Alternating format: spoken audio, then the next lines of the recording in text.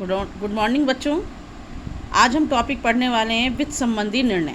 वित्तीय संबंधी जो निर्णय हैं उनके लिए दीर्घकालीन स्रोतों से धन प्राप्त करने की वित्त के विषय में निर्णय लिया जाता है।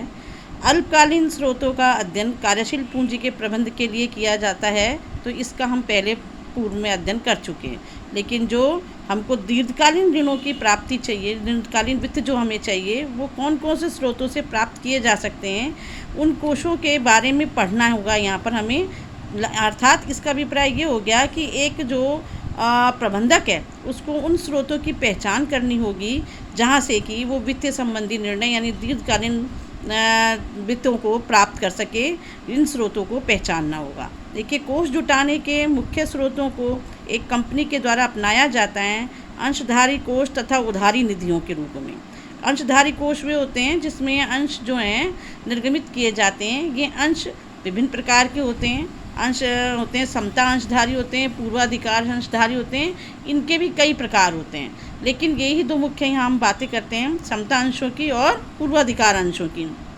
दूसरी बात यहाँ पर की गई है उधार निधियों की। उधार निधियों से अभिप्राय है कि कंपनी क्या कर सकती है, ऋण पत्रों का निर्गमन कर सकती है, या फिर वो बैंक से या वित्त देने वाली संस्थाओं से या बीमा कंपनियों से लंबी अवधि के लिए यानी दीर्घकाल के लिए वित्तों की प्राप्ति कर सकती है, ऋणों को जुटा सकती है। तो लेकिन इसमें बात ये ध्यान रखने योग्य होती है कि जो हम पूंजी एकत्रित करेंगे यानी संगठन जो पूंजी एकत्रित करेगा, तो वहाँ उस प्रबंधक को निर्णय लेना होगा कि किस स्रोत से उसे कितनी मात्रा में, किस अनुपात में धन की प्राप्ति करनी है, वित्त की उपलब्धता करनी है। जैसे कि उसको उधारी निधियों से कितना धन लेना है, कितना वित्त प्राप्त करना है, और अंश पूंजी से उसको कितना कोष एकत्रित करना है, इसका अनुपात उसके द्वारा तय किया जाता है। अब जब इस अनुपात को तय किया जाता है तो इस विषय में कंपनी को स्वयं ये निर्धारित करना होता है कि समता पूंजी निधि तथा उधारी निधियां कंपनी में किस अनुपात में रखी जाएंगी। यह अनुपात भी कंपनियों के स्वयं के आधारभूत लक्षणों पर निर्भर करता है। यानी इसके लिए कोई पहले से ही निर्धारित कोई रूपरेखा नहीं है, बल्कि अलग अलग कंपनियां अपने अपने अनुसार इस अनुपात का निर्धारण करती हैं। जैसी उनकी स्थिति होती है उस स्थिति के अनुसार और जो आवश्यकता है उसके अनुसार उधार निधियों का और अंश पूंजियों का निर्णय लिया जाता है कि अंश पूंजियों से कितना मात्रा में, किस अनुपात में कोष एकत्रित करना है, और उधारी निधियों से किस अनुपात में कोष को एकत्रित करना है। अब इसके अलावा एक चीज़ और भी देखी जाती है कि उधार निधियों पर कंपनी को पूर्व निश्चित दर से ब्याज के रूप में देना होता है, चाहे कंपनी को लाभ हो या न हो। उसी प्रकार उधार निधियों का पुनर्भुगतान भी एक निश्चित समय के पश्चात करना होता है, चाहे कंपनी के पास उस समय पैसा हो या ना हो, उसको भुगतान आवश्यक रूप से करना पड़ता है। यदि कंपनी इस भुगतान को करने में किसी भी तरीके से चूक हो जाती है, उसकी गलती हो जाती है और वो नहीं भुगतान कर पाती है, तो ये उसकी प्रतिष्ठा के लिए बहुत नुकसानदायक चीज़ हो जाती है। अतः कंपनी को क्या करना चाहिए कि इस नुकसान की इसके लिए पहले से ही व्यवस्था करनी आवश्यक हो जाती है। तो यहाँ ध्यान रखने योग्य बात यह है कि कंपनी को इन भुगतानों को यानी उधार में लिए गया जो धन है उसके लिए बहुत सोच समझ करके निर्णय लेना होता है। दूसरी बात है, जिस कंपनी के पास पर्याप्त मात्रा में लाभ नहीं मतलब ये कह रहा है कि अगर भुगतान ना किया जाए समय पर, तो ऐसा मान लिया जाता है उधार देने वालों के द्वारा कि कंपनी के पास में लाभों की मात्रा नहीं है, लाभ नहीं है, कोषों की मात्रा नहीं है, इसलिए वो भुगतान नहीं कर पा रही। तो इससे उसकी रेपुटेशन जो है, बाज़ार में जो प्रतिष्ठा है कंपनी की, वो ख़राब हो जाती है।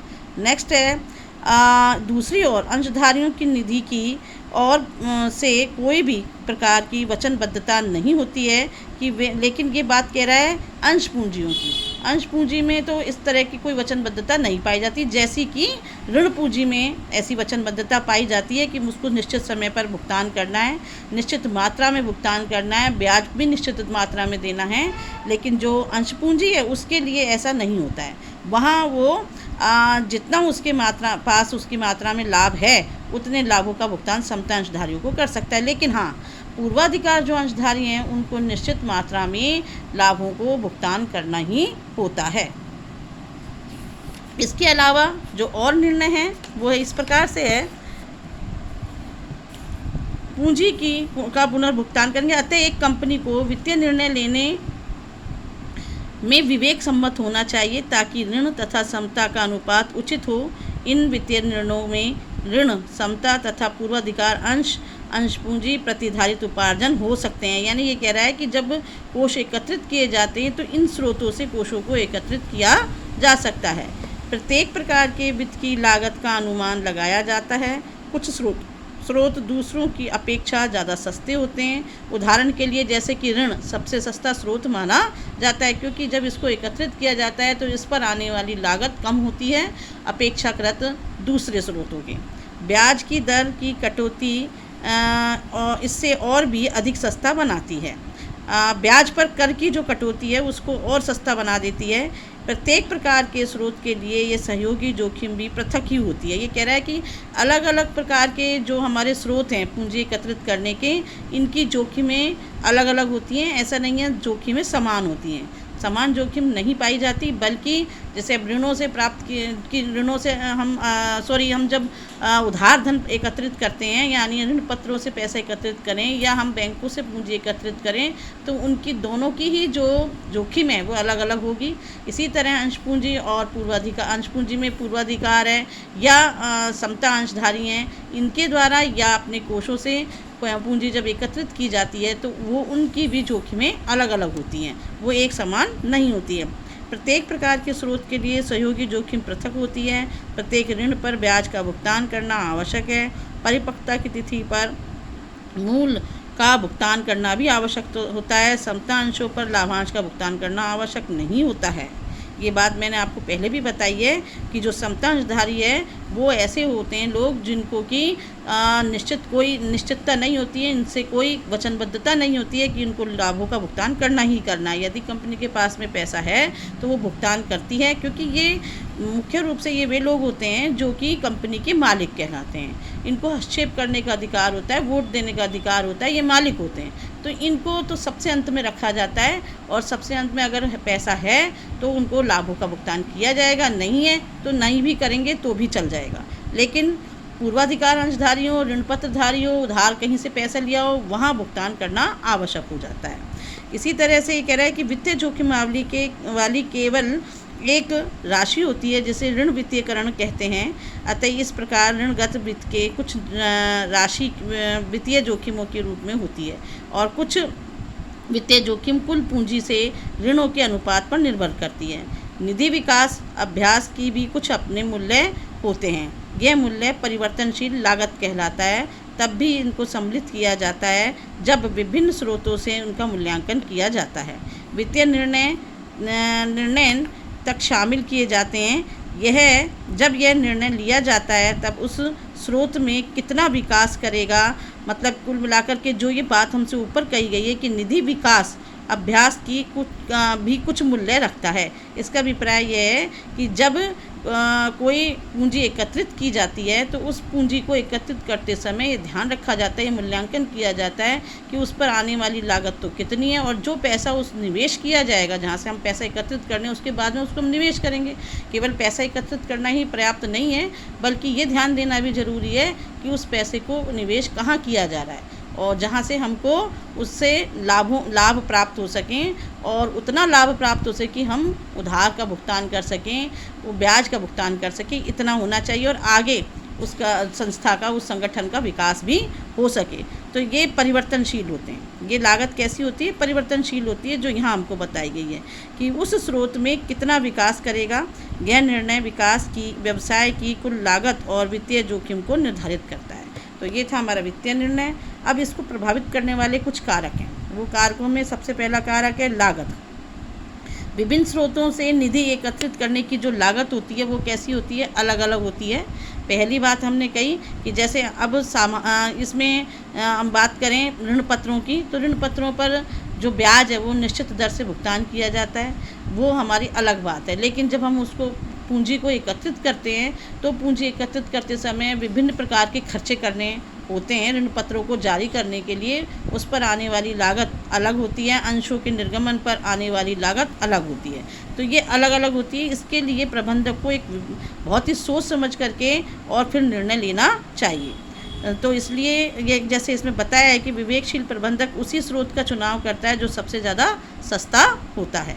इसी तरह इसने जोखिम की बात करी, तो जैसे हम पहले पढ़ चुके हैं कि अलग अलग स्रोतों की जोखिम भी कैसी होती है, अलग अलग होती है।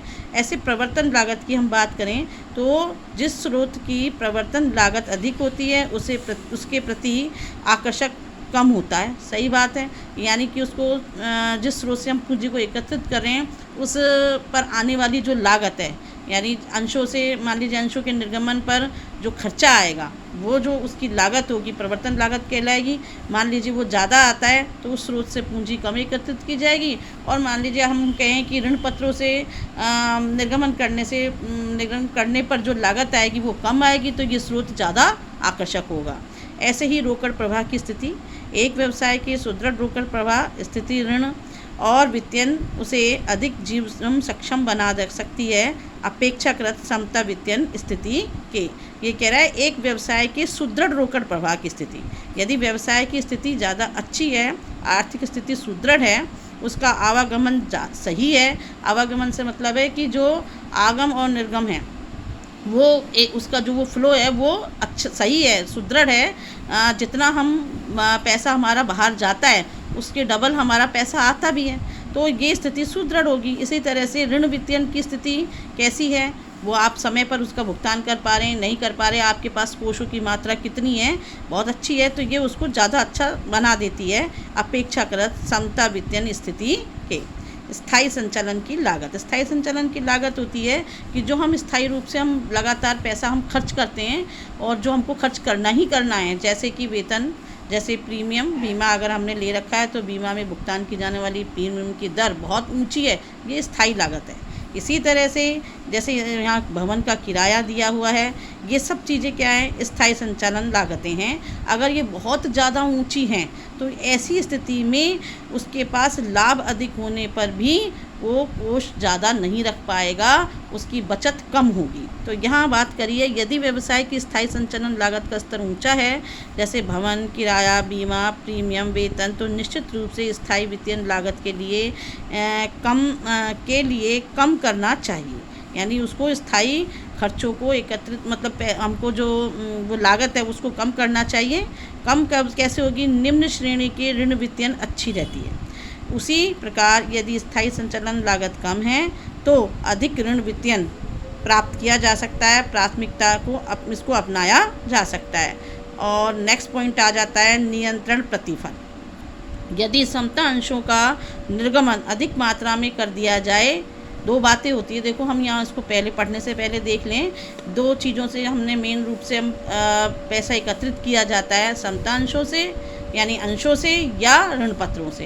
तो अब बात ये कह रहा है यहाँ पर अंशों में समता अंशों की, समता अंशों से बहुत अधिक मात्रा में एक प्रबंधक अगर पैसा एकत्रित करता है, स्रोत इकट्ठा, मतलब इसको अच्छा स्रोत मानता है, यहाँ से एकत्रित करता है, तो अंश ज़्यादा निर्गमन करने पर स्थिति ऐसी होगी कि जो उसकी पकड़ है, जो नियंत्रण है, वो ढीला हो जाएगा, कमज़ोर हो जाएगा। कारण क्या है कि समता अंशधारी क्या होते हैं, कंपनी के मालिक होते हैं, और कंपनी के मालिक होने के कारण अगर इन्हीं को ही ज़्यादा बढ़ावा दे दिया जाए तो सारा ये हावी हो जाएंगे, प्रबंधक के द्वारा नियंत्रण कमज़ोर हो जाएगा।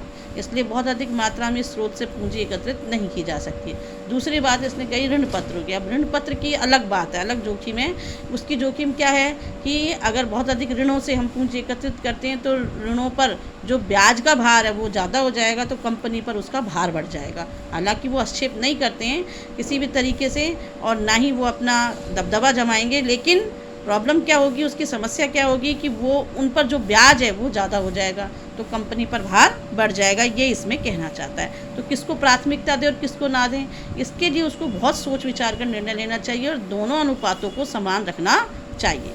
फिर है पूंजी बाजार की स्थिति। यदि पूंजी बाजार सुदृढ़ है तो समता अंशों में निवेश करना ज़्यादा लाभदायक होता है कंपनी को, और यदि वो सुदृढ़ नहीं है, वहाँ स्थिति अच्छी नहीं है, तो ऐसी स्थिति में निवेशक समता अंशों में पैसा निवेश नहीं करेगा, इसलिए वो कहाँ निवेश करेगा, ऋण पत्रों में। तो कंपनी को क्या करना चाहिए, ऋण पत्रों को ज़्यादा मात्रा में निर्गमित करना चाहिए, ये इसका अभिप्राय है। तो बच्चों आज के लिए इतना ही है। लाभांश संबंधी निर्णय को हम बाद में पढ़ेंगे। Thank you very much.